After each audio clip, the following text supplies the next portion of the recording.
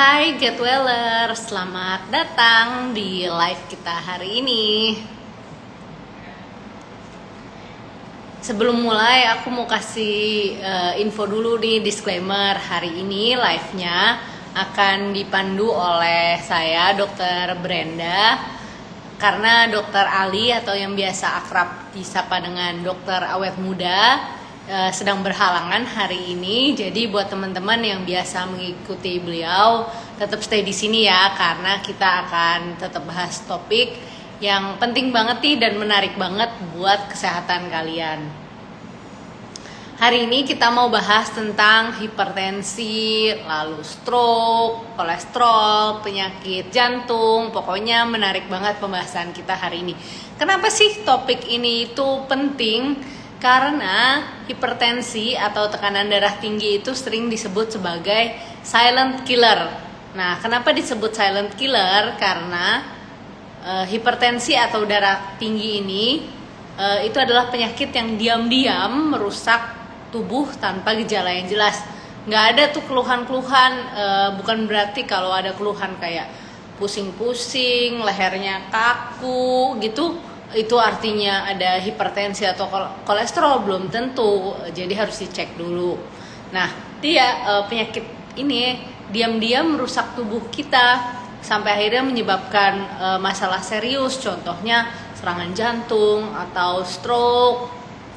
Nah, mungkin dari Get Wellers teman-teman ada yang memiliki darah tinggi, ada yang tensinya suka tinggi terus, atau gimana nih?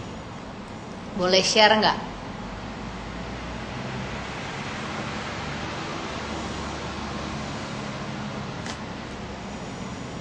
Kita tunggu istrinya Dokter Awet nih. Bukan Bapak Bintang atau Kak Bintang nih, bukan. Saya Dokter Brenda, saya dokter di Get Well gitu.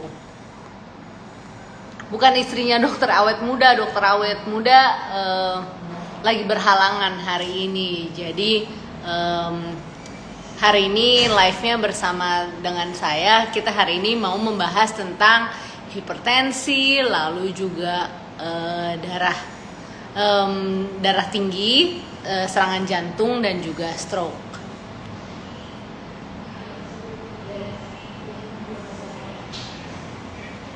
Yang mau tanya-tanya boleh ya, nanti di kolom komentar boleh. Saya darah tinggi, Wi Hashim. Iya, iya, saya darah tinggi. Ada yang darah tinggi.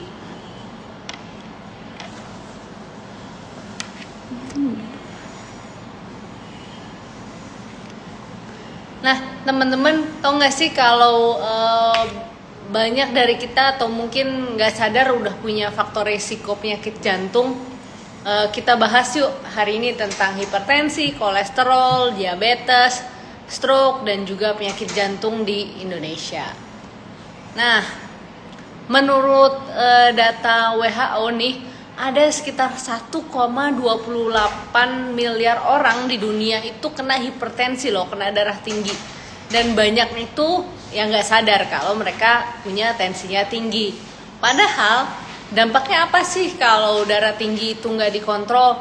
Nah, jadi hipertensi itu bisa mempercepat kerusakan pembuluh darah dan meningkatkan resiko penyumbatan pembuluh darah. Akhirnya bisa apa? Bisa memicu gagal jantung, serangan jantung, bahkan stroke. Di Indonesia datanya gimana sih? 1 dari 3 orang dewasa di Indonesia itu punya hipertensi, percaya nggak? Banyak banget ya ternyata. Nah, Ibu Eni Sri Lestari, maaf saya baru gabung. Live-nya setiap hari apa kakak cantik? Live-nya nanti kita setiap hari Kamis jam 12 siang ya. Nanti boleh kita ngobrol bareng-bareng tentang kesehatan. Ini dari kakak Dewi, saya darah tinggi jantung koroner tapi alhamdulillah masih 20% penyumbatan. Sudah daftar untuk aplikasi Get Well. Iya, nantikan dulu ya Ibu, program kita akan launching soon, program insulin sehat. Nanti kalau ada info pasti kita akan share. Nah, hari ini kita mau share mengenai edukasi kesehatan dulu nih, tentang darah tinggi dan juga stroke, seperti itu. Nah, jadi tadi kan 1 dari 3 orang dewasa itu ya punya, di Indonesia itu punya hipertensi. Nah, bayangin kalau kita lagi kumpul-kumpul nanti pas lebaran pada silaturahmi nih sama keluarga, sama teman-teman, kemungkinan 1 dari orang yang kumpul-kumpul itu tuh pasti punya darah tinggi. Nah, tapi sayangnya lebih dari 50% atau setengahnya orang dengan hipertensi itu nggak sadar kalau mereka punya masalah ini. Karena seringnya tuh nggak ada gejala, makanya memang disebutnya adalah silent killer.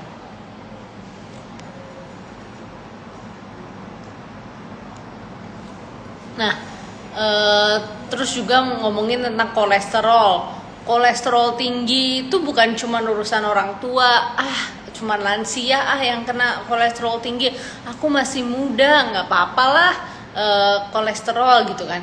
Nah, jadi jangan kira kalau kolesterol tinggi itu cuman dialamin orang tua ya. Datanya tuh menunjukkan bahwa 35% orang dewasa di Indonesia itu punya kolesterol tinggi loh. Dan banyak yang usianya masih muda.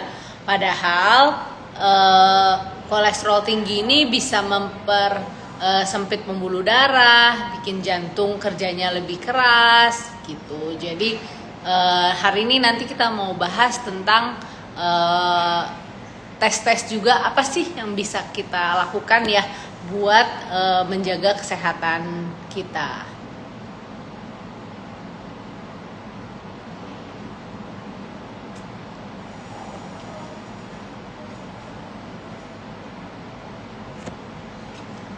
Nah, terus juga diabetes nih. Ini tadi ada yang nanyain tentang kadar gula nih. Mana ya?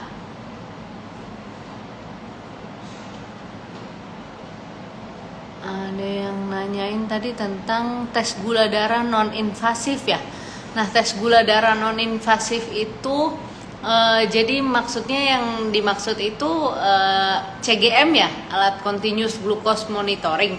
Nah, CGM itu mengukurnya itu kadar gula tubuh, bukan gula darah, karena dia tuh kan ditempelnya di jaringan di bawah kulit ya. Jadi dia mengukur di jaringan interstisial di sel-sel tubuh kita. Nah, hasilnya itu pasti ada perbedaan antara gula darah dan juga gula tubuh, karena tubuh kita menyimpan dan mengelola gula itu di bagian tubuh kita tuh beda-beda. Jadi di lengan beda, ditaruh di perut itu beda. Jadi semuanya pasti hasilnya beda-beda. Jadi, nah kalau ditanya akurat atau enggak, jadi kan kalau alat CGM itu membacanya tren ya, bukan sekedar gambaran cuman di waktu itu aja. Kalau tes yang gula darah pakai kayak ditusuk jari itu kan cuman saat itu aja gula darah kita tergambarkan, tapi kita nggak tahu pola gula kita tuh setiap harinya seperti apa. Misalnya kita habis nanti buka puasa pakai kolak gitu, misalnya kolak manis, pisang, ubi itu kan pakai gula aren lagi yang banyak, aduh enak banget ya. Jam segini nih masih jauh nih mau buka puasa, tapi abis makan kolak itu nanti ada orang-orang yang gulanya nggak naik, ada orang-orang yang gulanya nggak naik. Taunya gimana? Ya cuman bisa dipantau kalau pakai alat CGM itu. Jadi beda ya sama cek yang gula darah ditusuk jari itu. Alat tes gula darah gula tubuh yang non invasif atau pakai CGM itu beda gitu.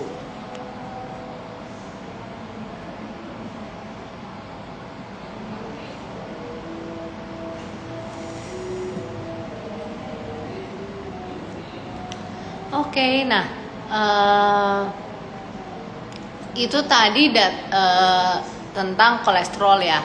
Nah terus juga diabetes itu makin merajalela loh. Diabetes itu tahu nggak?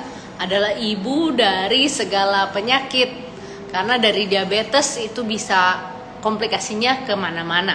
Ke jantung, ke ginjal, bikin stroke, lalu komplikasinya ke mata, ke pembuluh darah di tungkai, kayak di kaki bisa jadi amputasi dan lain-lain. Nah, di Indonesia itu sekarang jadi negara dengan jumlah penderita diabetes terbesar kelima di dunia. Bayangin nggak?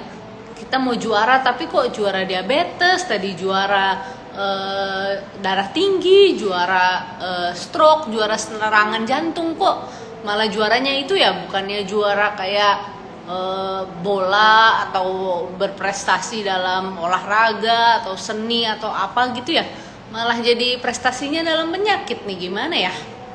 Nah, yang bikin ngeri, banyak orang itu baru sadar kena diabetes ketika udah jadi komplikasi. Contohnya gangguan ginjal atau masalah jantung. Nah makanya nih cek gula itu juga penting banget. Nah terus penyakit jantung nih. Penyakit jantung itu jadi penyebab kematian nomor 1 loh di Indonesia. Jadi ini tuh bukan sekedar statistik, tapi ini kenyataan, ini realita. 1 dari 4 kematian di Indonesia itu disebabkan oleh penyakit jantung.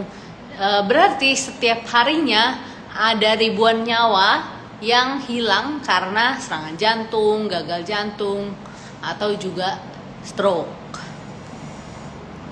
Nah, ini ada yang nanya nih, selamat siang dokter, izin bertanya, ibu saya D-dimernya 600 lebih, bahkan pernah 1000, wah tinggi banget, bagaimana menurunkan D-dimer?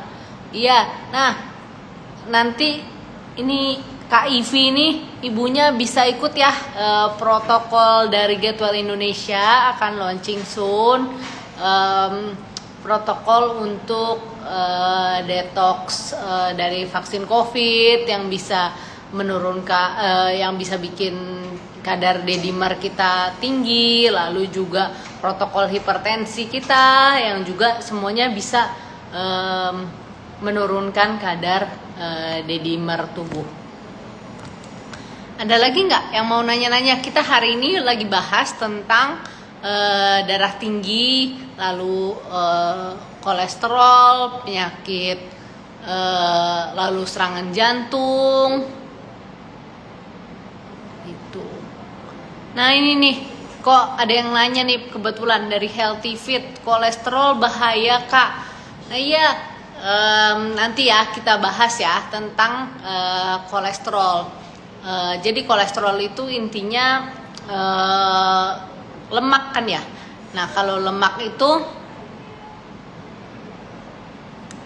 jadi Ibu Dewi HDS, jadi belum ada ya protokol. Udah ada ibu, cuman nanti akan launching soon ya. Ya ditunggu ya launchingnya ya. Sementara boleh ikutin terus nih live-nya Get Well Indonesia ya. Kapan dok? Dalam waktu dekat mudah-mudahan ya. Pokoknya nantikan aja protokol-protokol kita di Get Well Indonesia. Sementara boleh ikut dulu nih edukasi kita. Kita juga setiap sesi live juga akan sharing mengenai pola makannya seperti apa. Boleh diikutin dulu pola makannya, nanti di live ini juga akan dijelasin pola makannya kurang lebihnya seperti apa. Cuman bedanya kalau di aplikasi nanti kita pandu, pokoknya kita coaching lah, personalize. Jadi secara pribadi harus seperti apa. Terus ada sesi telekonsultasi pribadinya juga gitu. Nah oke, nah sekarang kita mau bahas tentang stroke. Stroke itu merupakan penyebab kematian nomor 2 di dunia. Jadi stroke itu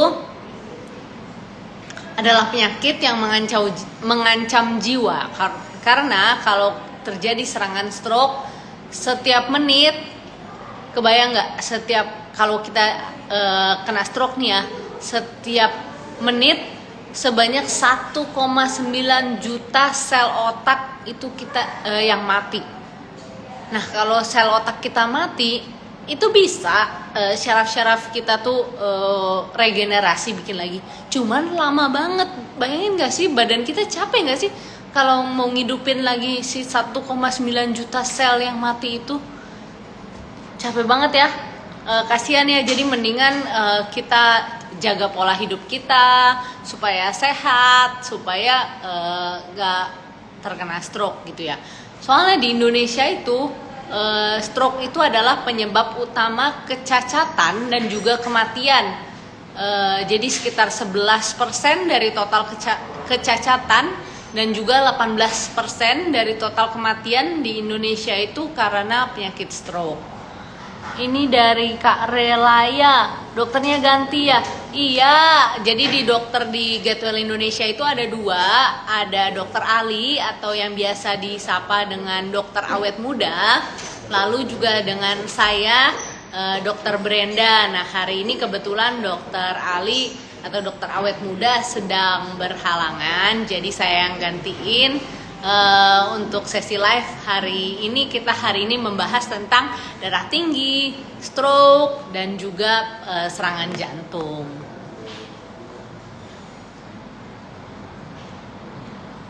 Kalau ada yang mau nanya-nanya lagi, iya dokter awet muda dari Rumah Biru. Iya, biasanya dokter awet muda, tapi hari ini dengan saya ya, dokter Brenda. Ada yang mau bantuin saya nggak sih, Bapak Ibu Get Wellers yang nonton di sini? Kasih saya screen name dong, kan kalau dokter Ali biasanya dokter awet muda. Kalau saya kira-kira cocoknya dokter apa nih screen name-nya? Oke, kita ngobrol-ngobrol lagi ya. Jadi stroke itu udah banyak banget ya yang terkena stroke di Kak Dwi, istrinya dokter awet muda ya Kak Brenda? Bukan, saya dokter Brenda, dokter di Get Well Indonesia. Jadi dokter di Get Well Indonesia itu ada dua, dokter Ali atau dokter awet muda, terus juga ada juga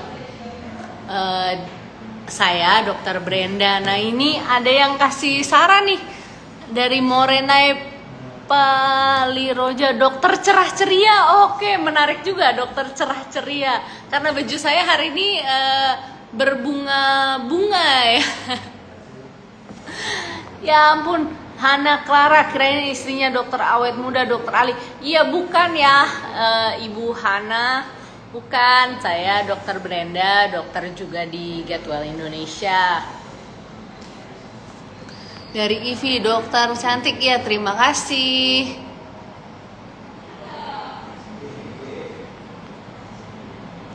Nah, jadi di Indonesia tahun 2023 prevalensi stroke di Indonesia itu 8,3 per 1000 penduduk. Jadi kalau nggak salah penduduk Indonesia tahun 2023 itu ada sekitar 278,6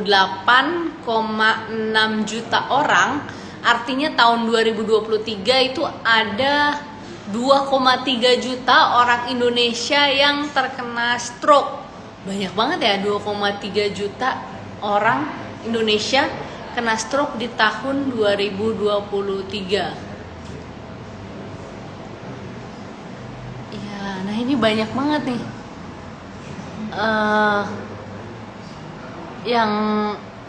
yang nyebutin, yang ngasih saya komen nih harus dokter apa tadi, dokter cerah ceria, ada yang dok cantik, ada yang dokter manis. Aduh, manisnya asal bukan gula ya. Nanti kalau kebanyakan gula nih kata Lanesra, stroke lah, kebanyakan masukin gula. Iya, nanti kalau kemanisan jadi stroke ya.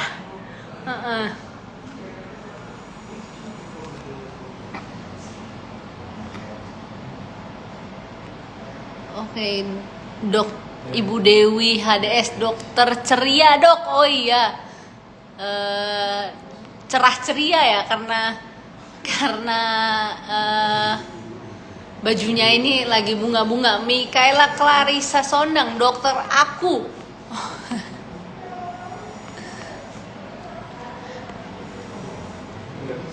Iya, nah, jadi banyak di antara penyakit-penyakit yang tadi udah disebutin ya.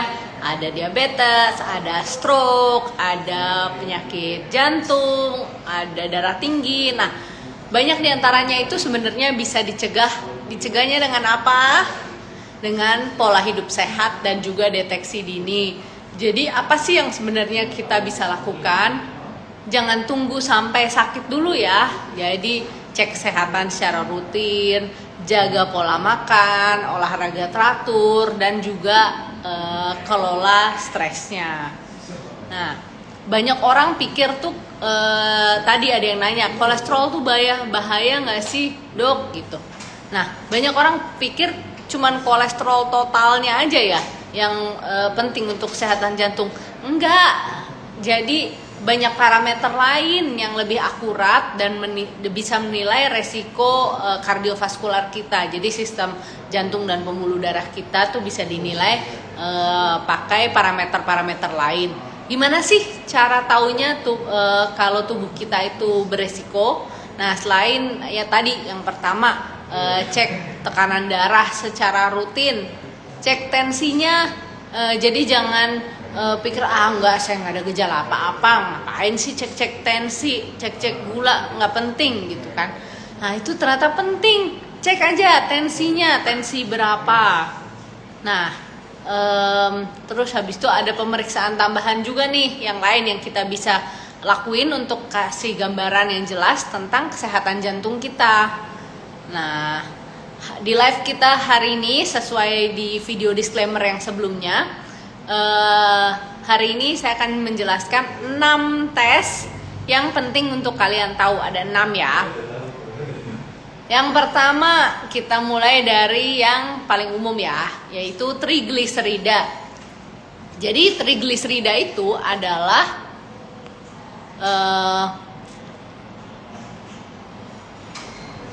trigliserida itu adalah jenis lemak dalam darah yang akan meningkat ketika kita konsumsi terlalu banyak karbohidrat atau makanan yang tinggi gula. Nah, kalau trigliserida kita tinggi, tubuh kita itu akan cenderung menyimpan lebih banyak lemak dan ini akan menyebabkan resistensi insulin dan juga meningkatkan tekanan darah. Jadi, kalau kalian punya darah tinggi, pastikan bahwa trigliserida kalian itu dalam batas normal. Nah, ini dari Mikaela Clarissa nih, iyalah dokter aku cakep, manis, cantik. Aku mau share dulu ya. Oh ya, Get Wellers jangan lupa share video kali ini, share live kita hari ini supaya lebih banyak lagi nih orang-orang yang teredukasi nih. Jadi kita belajar sama-sama ya. Boleh di like, di share. Ibu Ami Praditi bahas apa nih? Kita hari ini mau bahas tentang ada 6 tes Ibu yang penting untuk dilakukan untuk cek resiko jantung kita tuh seperti apa. Ada 6 tes, kita tadi baru bahas yang pertama yaitu tes trigliserida. Ini nyambung ke pertanyaan dari Ibu Ami Praditi nih, MCU meliputi apa aja? Nah, ini adalah 6 tes yang baik untuk dilakukan untuk sebagai screening nih, ngecek resiko kita untuk penyakit jantung seperti apa sih gitu ya. Jadi yang pertama tadi ada yang pertama itu ada trigliserida. Nah, yang kedua ini ada SDLDL atau small dense LDL. Nah, mungkin kalian tuh taunya LDL ya, dibilangnya kolesterol jahat. Nah, sebenarnya nggak jahat-jahat amat tuh dia. Nggak tahu siapa tuh yang namainnya kolesterol jahat, nggak tahu siapa. Nah, nggak semua LDL tuh sama jadinya. Nah, Jadi ada seseorang ahli di bidang lipidologi namanya Prof. Ken Sikaris. Beliau itu menjelaskan bahwa ada perbedaan besar antara LDL yang besar dan fluffy, kayak bulu-bulu gitu ya, jadi ya fluffy. Nah, maksudnya yang baik, dan ada LDL yang kecil dan juga padat, atau ini namanya small dense LDL. Nah, ini yang buruk sebenarnya gitu. Kalau yang LDL yang besar dan juga fluffy itu dia baik sebenarnya. Nah, yang jahat tuh yang kecil dan padat gitu. Nah, yuk kita bahas lebih lanjut ya. Jadi apa sih itu SDLDL? LDL itu namanya singkatan dari low density lipoprotein. Nah, itu banyak yang bilang itu kolesterol jahat, sebenarnya padahal nggak jahat-jahat amat, tergantung dari bentuknya. Nah, menurut Prof. Ken Sikaris, bukan jumlah total LDL-nya itu yang menentukan resiko penyakit jantung, tapi jenis dan ukuran LDL itu sendiri. Jadi tadi kan ada yang besar, ada yang fluffy, ada yang kecil, padat gitu kan. Nah, kalau LDL yang besar dan fluffy itu dia sebenarnya relatif aman.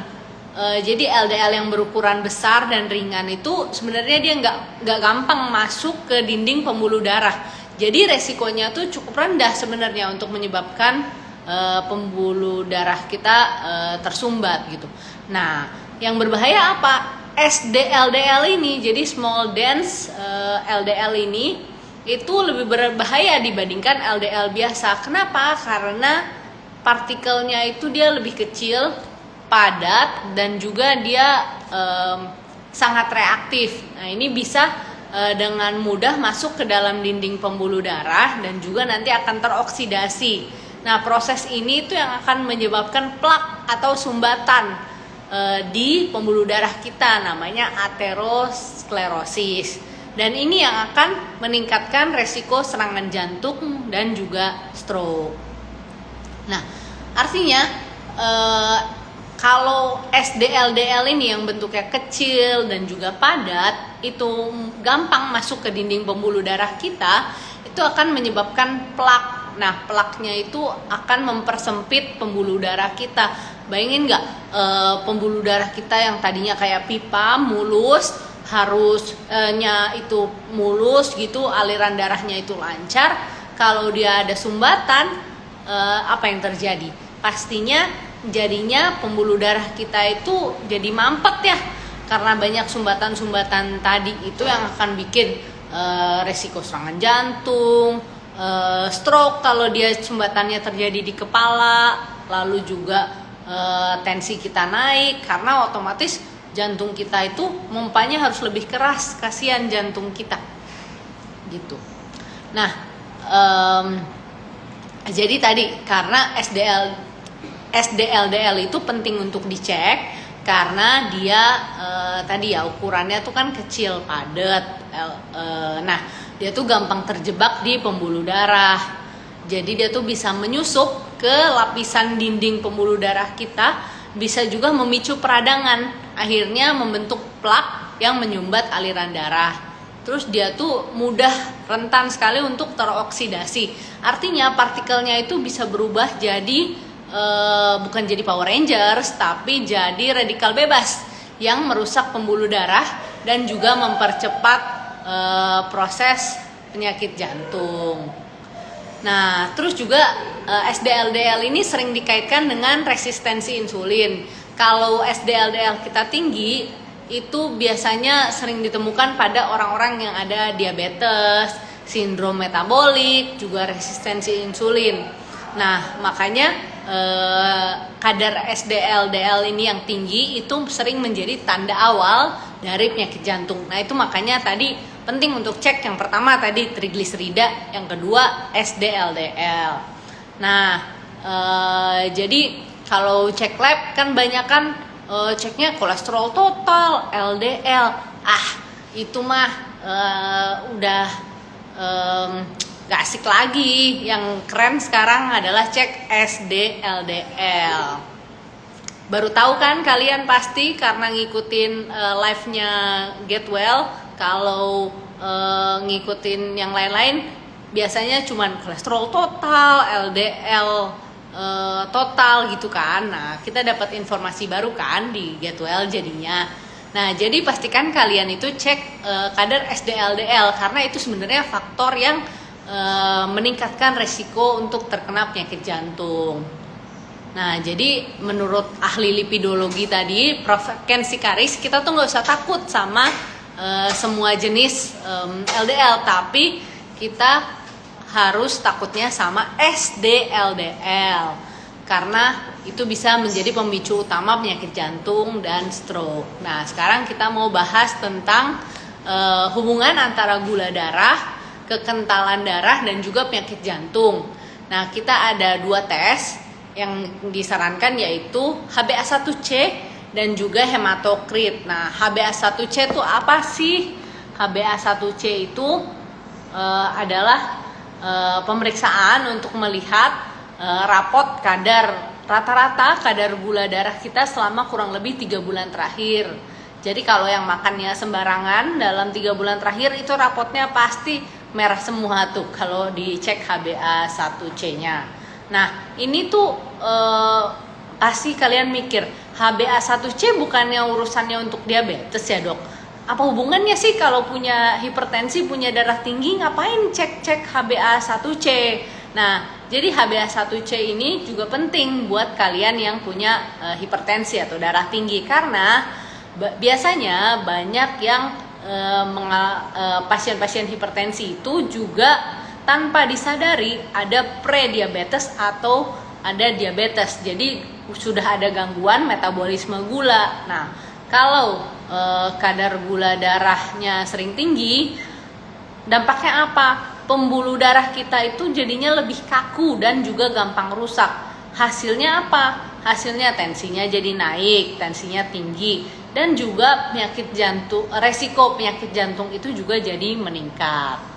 Nah, terus juga sekarang kita mau bahas tentang hematokrit. Nah, hematokrit itu mengukur seberapa banyak sel darah merah dalam tubuh kita. Jadi kalau nilainya lebih tinggi itu artinya darah kita tuh lebih kental. Dampaknya apa? Jantung kita jadi harus bekerja, mompanya itu lebih keras. Nah, ini bisa memperparah hipertensi, meningkatkan resiko stroke atau serangan jantung. Jadi jangan lupa ya cek hematokrit kalian. Jadi tadi udah tesnya yang pertama, yang penting trigliserida, yang kedua SDLDL, yang ketiga HbA1c, yang keempat hematokrit. Nah, ini sekarang kita mau masuk ke 2 pemeriksaan terakhir yang sering terlupakan sebenarnya tapi sangat penting, yaitu ada D-dimer dan juga homocysteine. Nah, tadi ada yang nanya tuh sebelumnya tentang D-dimer ya.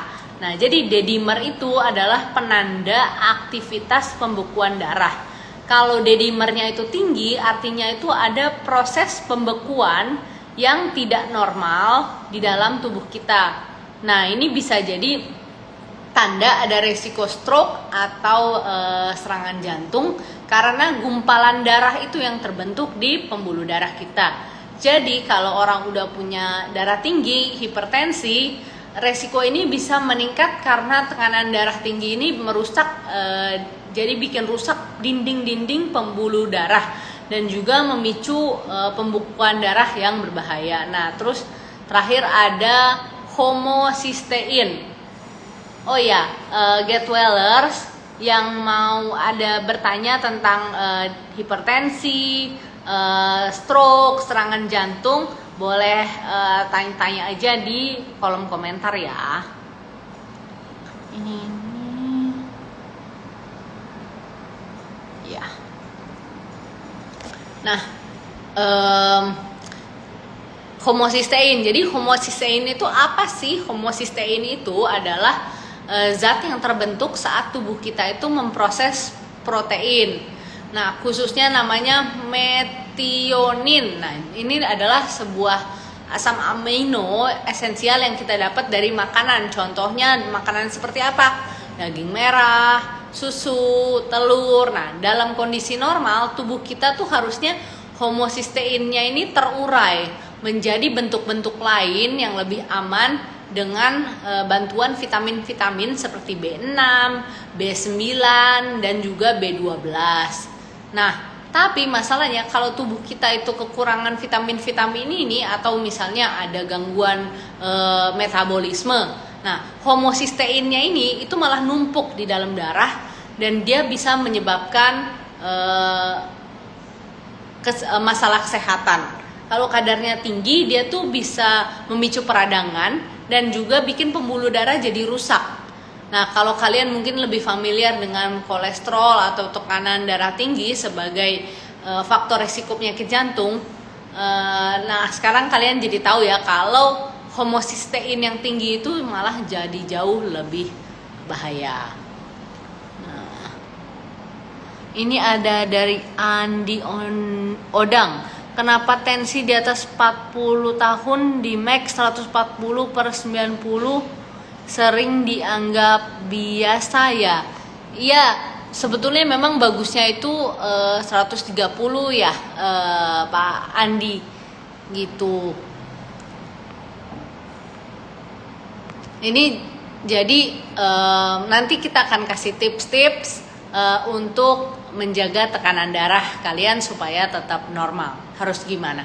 Bukan pakai obat-obatan, karena kalau di Get Well kita bukannya anti obat-obatan. Tadi sempat ada yang nanya nih mengenai obat hipertensi, apakah harus diminum setiap hari. Nah, kalau di Get Well kita ada protokol hipertensi, nantinya akan launching dalam waktu dekat. Itu kita pakai pendekatan lebih ke pengubahan gaya hidup. Jadi memang akan lebih sustain. Jadi bisa lebih jangka panjang karena pola hidupnya yang kita ubah jadi lebih sehat.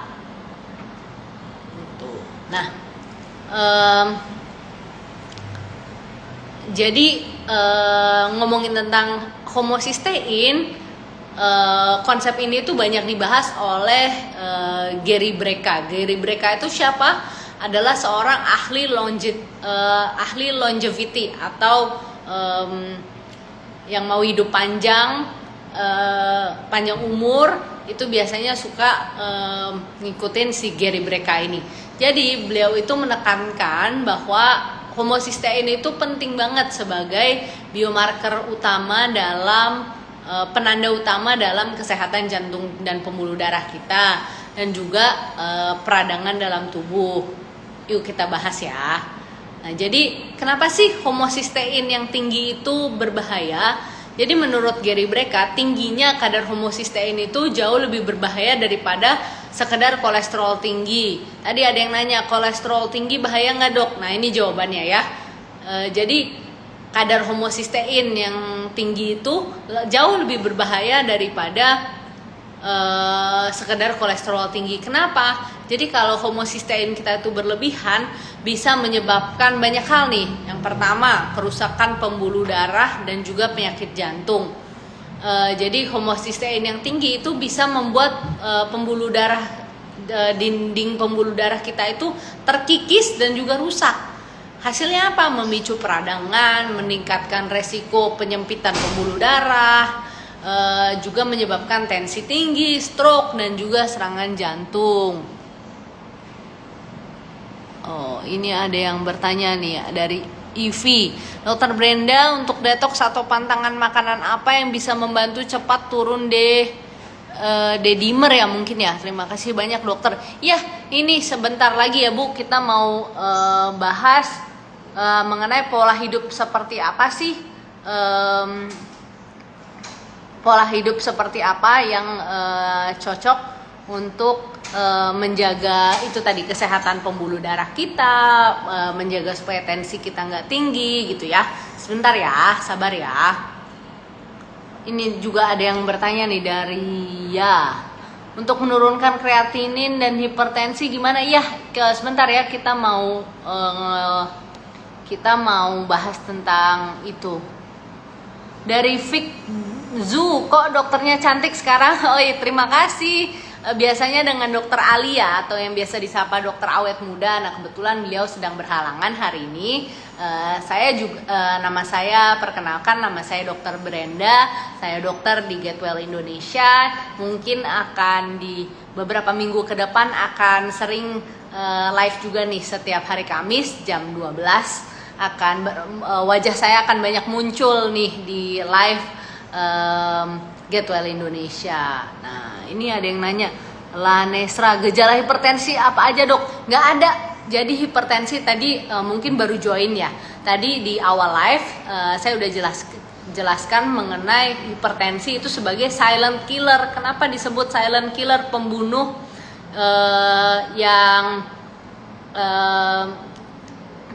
pembunuh tanpa suara ya, silent gitu.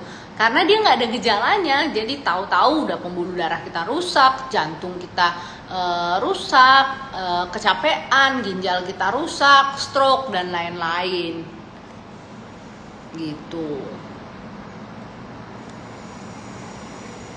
Nah, jadi tadi tentang homocysteine ya. Homocysteine yang tinggi itu bisa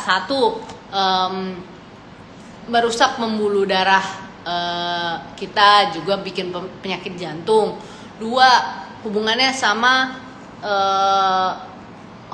sama otak kita nih.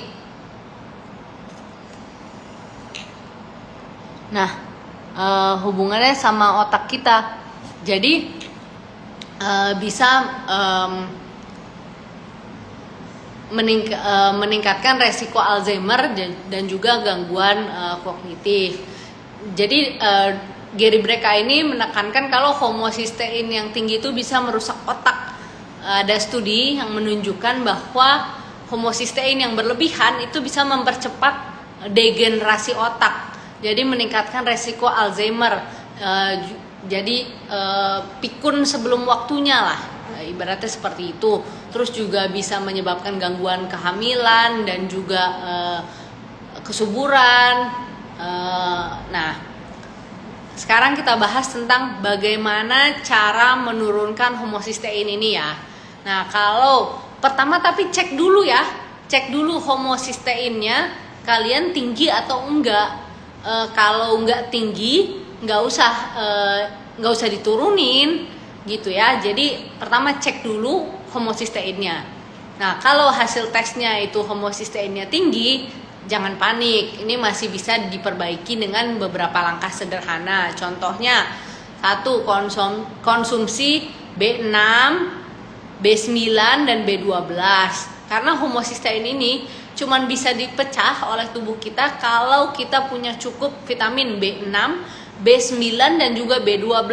Nah, makanya penting banget konsumsi makanan yang kaya vitamin B6, B9, dan juga B12. Makanan apa dok? Nah, B6 ini bisa konsumsi contohnya pisang, kentang, ayam. Lalu untuk B9 bisa dapat dari mana? Sayuran hijau, alpukat, hati sapi. Nah, B12 ini dari mana? Ikan, telur, dan juga produk susu. Nah, lalu 2, kurangi konsumsi makanan yang tinggi metionin. Nah, homocysteine ini tuh asalnya dari metionin. Jadi kalau mau ngurangin pasti harus kurangin konsumsi metionin. Metionin itu dari mana? Daging merah. Jadi boleh makan tapi harus diatur, jangan sampai berlebihan gitu ya. Nah, yang ketiga itu adalah olahraga teratur. Jadi aktivitas fisik itu bisa membantu menurunkan peradangan, juga memperbaiki metabolisme homocysteine kita dalam tubuh. Jadi jangan fokusnya cuman kolesterolnya doang. Cek juga, penting untuk cek juga homocysteine. Nah, jadi Getwellers, kalau kalian peduli dengan kesehatan jantung, otak, dan juga pengen umur panjang, siapa sih yang nggak pengen umur panjang ya? Nah, jangan fokus cuman ke kolesterol dan juga tekanan darah, tapi juga cek kadar homocysteine-nya. Nah, menurut Gary Brecka ini, homocysteine itu adalah penanda yang lebih akurat untuk resiko penyakit jantung daripada sekedar kolesterol tinggi. Jadi pastikan kalian tadi vitaminnya, masih inget gak vitaminnya apa aja? B6, B9, B12, dan juga menjaga pola hidup sehat. Nah, sekarang kita mau bahas poin-poin yang mungkin kalian belum banyak dengar nih, yang ditunggu-tunggu juga nih, yaitu bagaimana hipertensi bisa dikendalikan tanpa ketergantungan obat dengan cara yang lebih holistik, berbasis sains, dan juga yang paling penting nih, menyelesaikan akar masalahnya. Jadi nggak cuman obat-obatan doang, gitu. Bukan berarti kalau di jadwal kita anti obat-obatan, enggak. Tapi kita fokusnya ke perubahan gaya hidup supaya masalah-masalah kesehatan kalian itu selesai dari akarnya melalui perubahan pola hidup itu. Nah, jadi banyak pasti yang kira darah tinggi itu kalau mau biar tensinya nggak tinggi lagi tuh ngurangin garam, hindari stres. Nah, padahal banyak banget nih faktor yang tersembunyi yang bikin tekanan darah kita tuh naik. Contohnya apa? Gula, kalsium berlebihan di pembuluh darah. Kalsium tuh bagus, tapi kalau ada kalsium tuh berlebihan, malah dia adanya di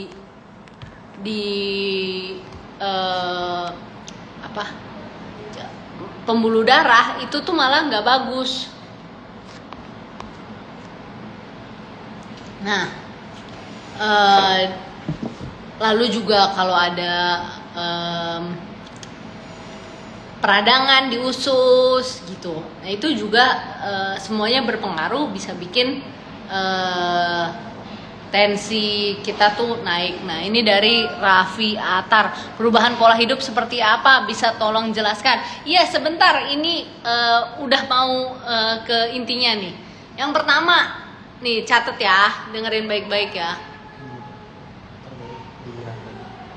Oh, Get Wellers, ini kita end dulu sebentar sebelum masuk ke intinya. Nanti sebentar ya, kita end dulu.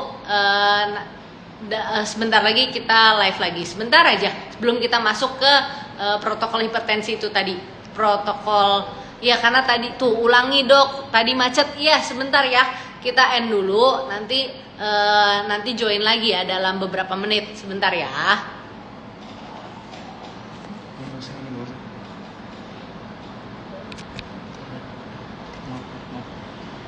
Kok gitu dok?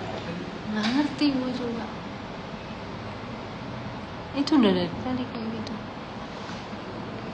Tunggu ya teman-teman Get Wellers. Ya, selamat datang untuk yang baru bergabung.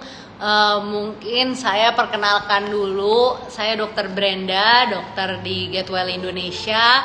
Kalau selama ini biasanya dengan Dr. Ali atau Dokter Awet Muda, hari ini live-nya dengan saya Dr. Brenda ya.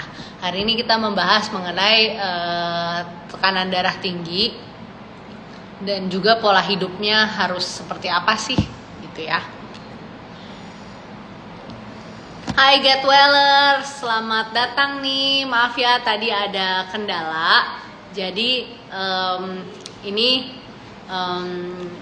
kita live lagi. Kita mau bahas tentang intinya nih, protokol hipertensi dari Get Well Indonesia. Kita harus bagaimana sih, pola hidup seperti apa yang harus kita jalankan supaya tensi kita itu bagus, tensinya nggak tinggi gitu ya. Kita tunggu ya. Kita tunggu dulu nih Get Wellers yang lagi pada mau join. Kita tunggu sebentar ya.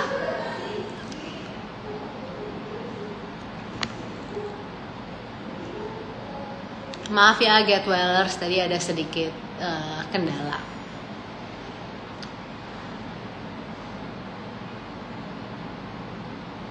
Oke, kita mulai ya. Jadi kita sekarang mau membahas mengenai protokol hipertensi. Jadi pola hidup seperti apa sih yang harus kita jalankan untuk supaya tensi kita tetap bagus ya. Ini dari Berkat Shop, sangat bermanfaat sekali Get Well Indonesia mengedukasi. Terima kasih. sudah join live kita pada hari ini. Kita hari ini mau membahas mengenai protokol hipertensi, pola hidup seperti apa yang harus kita jalankan untuk menjaga tekanan darah kita supaya tetap stabil, tidak tinggi ya. Oke, kita mulai. Yang pertama adalah stop gula. Kenapa harus stop gula, Dok? Saya suka banget gula. Iya, jujur saya juga suka sih gula, makanan-makanan yang mengandung gula tuh, Dok. Baru tadi malam tuh jajan donat pakai gula putih itu. Aduh, enak banget lagi. Cuman gula itu jahat ya. Sebenarnya gula itu nggak cuman bikin diabetes, tapi dia itu bikin namanya AGEs. AGEs itu adalah advanced glycation end product. Jadi produk akhir dari gula itu sendiri bikin namanya AGEs. Nah, ini tuh bisa mempercepat penuaan pembuluh darah dan juga bikin pembuluh darah kita tuh kaku. Nah, ketika pembuluh darah kita itu kaku, kehilangan elastisitasnya, apa yang terjadi? Tekanan darah kita itu otomatis meningkat. Karena apa? Jadi kalau pembuluh darah kita itu kaku, otomatis jantung itu akan memompa lebih keras untuk mendistribusikan darah dan juga oksigen ke seluruh tubuh. Makanya dampaknya akan tensi kita juga naik karena nadi kita naik. Pompa jantungnya itu tadi bekerja lebih keras. Nah, makanya di dalam protokol ini stop konsumsi gula dan juga stop makanan tinggi karbohidrat olahan. Karbohidrat olahan tuh seperti apa? Aduh, banyak. Pokoknya yang enak-enak itulah. Mie, terus juga nasi goreng, terus juga makanan olahan kayak sosis, nugget, yang kayak gitulah. Itu juga, dan banyak banget. Boleh nggak get wellers komen makanan yang tinggi gula dan tinggi karbohidrat, apa kesukaan kalian nih? Kalau saya banyak nih, mie ayam tuh juga enak banget ya. Iya, tapi ternyata itu jahat banget buat seblak cimol, roti manis, wah banyak nih. Mie tadi berkat shop ini untuk hipertensi, iya, untuk hipertensi, tapi juga berkaitan dengan untuk menjaga kesehatan kita, untuk jantung, pembuluh darah kita, mencegah resiko serangan jantung dan stroke juga. Jadi protokolnya bisa berlaku. Cake, aduh iya, baru tadi malam lagi makan Black Forest juga. Nasi putih, iya, setuju. Apalagi kalau digoreng ya, jadi nasi goreng ya, asik juga. Nah, yang kedua adalah olahraga nih. Nah, olahraga ini ternyata terbukti bisa membantu tubuh kita memproduksi zat namanya nitric oxide. Arsya, Dok, puasa, Dok. Iya, bikin lapar ya. Ngomongin makanan ya, sabar ya. Dalam 5 jam akan berbuka. Masih lama. Nah, jadi tensi tinggi itu kan, hipertensi itu terjadinya karena pembuluh darah kita itu menyempit dan juga kehilangan fleksibilitasnya. Nah, salah satu cara alami untuk melebarkan pembuluh darah kita itu adalah dengan meningkatkan produksi zat namanya nitric oxide NO. Nah, zat ini itu bisa membantu relaksasi pembuluh darah. Jadi olahraga teratur itu terbukti efektif dalam meningkatkan produksi NO ini supaya tekanan darah kita lebih stabil. Nah, yang ketiga adalah suplemen nih, vitamin D3, K2. Jadi kan penyebab hipertensi itu adalah penumpukan kalsium di pembuluh darah. Nah, yang bikin dia tuh jadinya kaku, sulit melebar. Nah, untuk mengatasinya kita tuh bisa gunakan kombinasi dari vitamin D3 dan juga K2. Cara kerjanya gimana? Jadi dia tuh tugasnya mengambil kalsium. Kalsium tuh kan bagusnya harusnya ada di tulang aja ya, di tulang kita.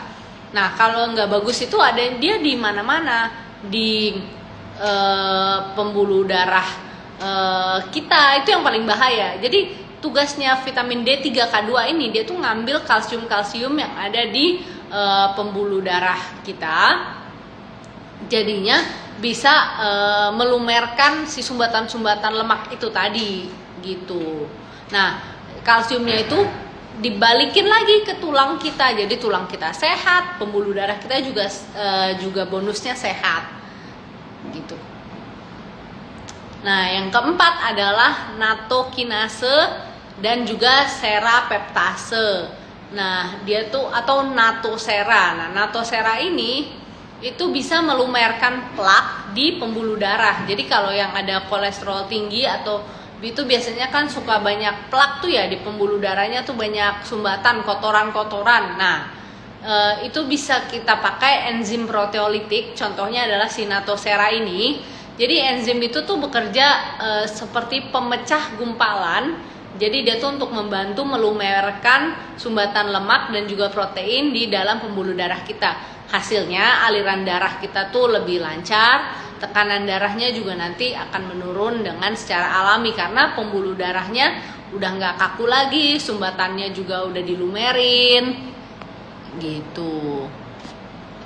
Nah, yang kelima adalah latihan nafas Wim Hof untuk menenangkan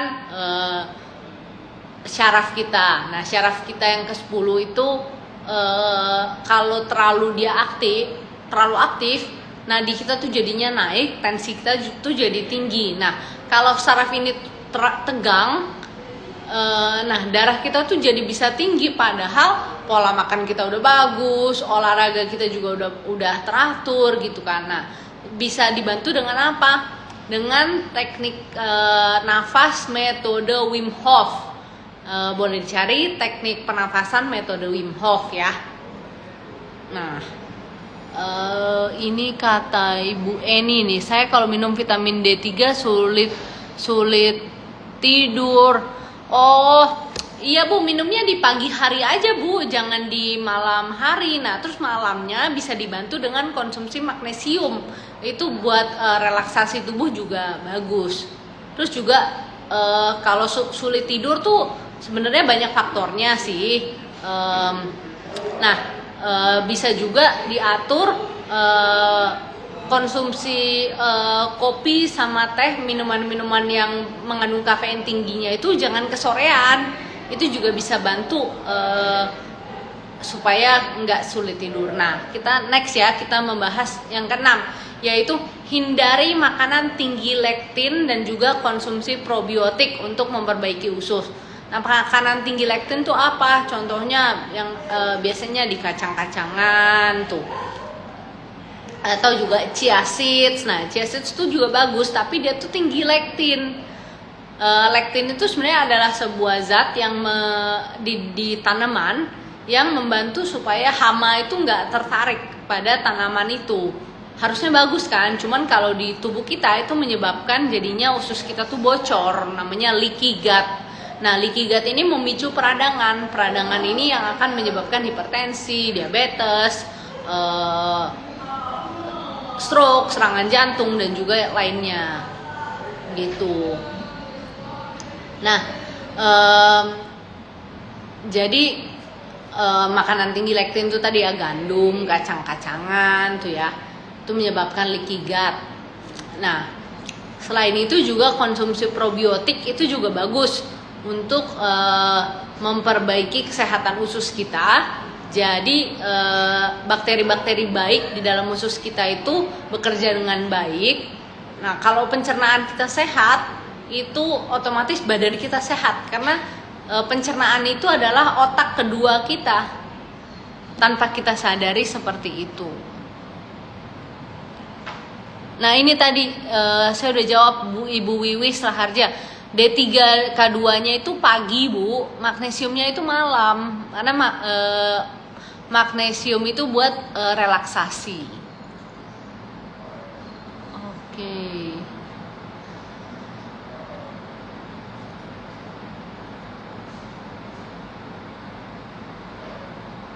Ada lagi yang mau nanya?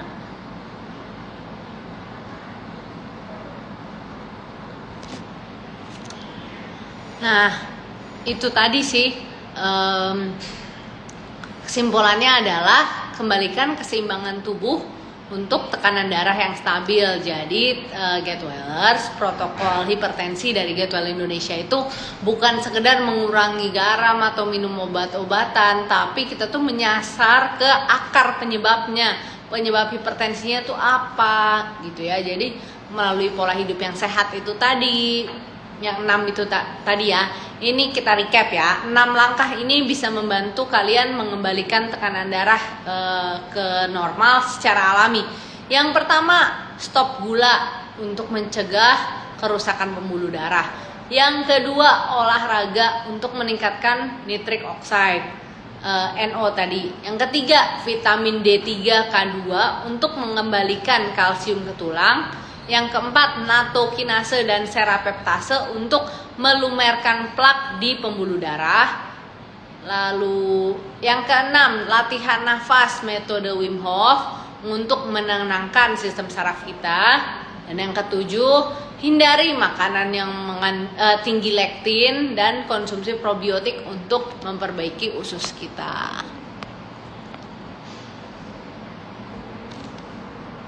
Ada lagi nggak yang mau bertanya? Tadi ada yang nanya vitamin untuk kepala suka pusing nggak bisa fokus. Waduh, ini harus dicari tahu dulu nih Bu. Ibu Risma Sitompul, penyebabnya apa yang suka pusing dan nggak bisa fokus gitu. Kita harus cari tahu dari akarnya. Seranase itu apa ya Dok? Serakinase itu adalah enzim Bu, enzim proteolitik. Jadi namanya natosera. Dia tuh untuk membantu melumerkan pembuluh darah kita yang udah banyak plak-plak. Tapi warning dulu ya, kalau sudah minum pengencer darah, jangan konsumsi natosera lagi ya, karena itu kerjanya sama. Jadi dia untuk melumerkan plak-plak di pembuluh darah. Jadi kalau udah konsumsi pengencer darah, jangan lagi konsumsi natosera, malah jadi berbahaya, darahnya nanti keenceran.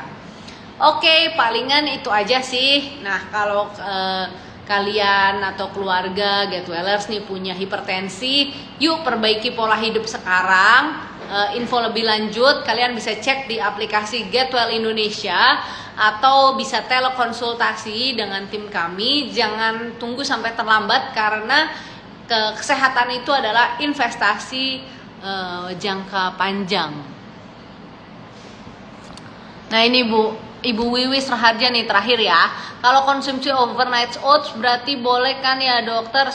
Saya pakai rolled oats, chia seeds dan Greek yogurt plus susu almond. Nah ini nih, orang pikir itu sehat ya, tapi sebetulnya oats, lalu chia seeds dan juga kacang almond itu tuh banyak banget lektinnya Bu sebenarnya. Jadi dia tuh bisa memicu peradangan di tubuh kita karena usus kita jadinya bocor karena lektinnya tinggi itu. Solusinya apa? Solusinya tuh bisa makanan yang tinggi lektin itu adalah direndam selama minimal 5 jam, lalu dibilas, dicuci. Jadi dicuci untuk supaya lektinnya itu dia banyak terbuang, atau dimasaknya dengan panci presto atau pressure cooker. Jadi nggak bisa cuman digituin aja, cuman overnight oats kan direndam gitu aja, itu masih tinggi lektinnya. Oke, palingan itu aja. Terima kasih Getwellers yang sudah mengikuti live hari ini. Jangan lupa share ke teman-teman atau keluarga yang butuh informasi ini. Kalau ada pertanyaan bisa DM atau tulis di kolom komentar. Sampai jumpa di live berikutnya. Stay healthy, stay informed. Bye.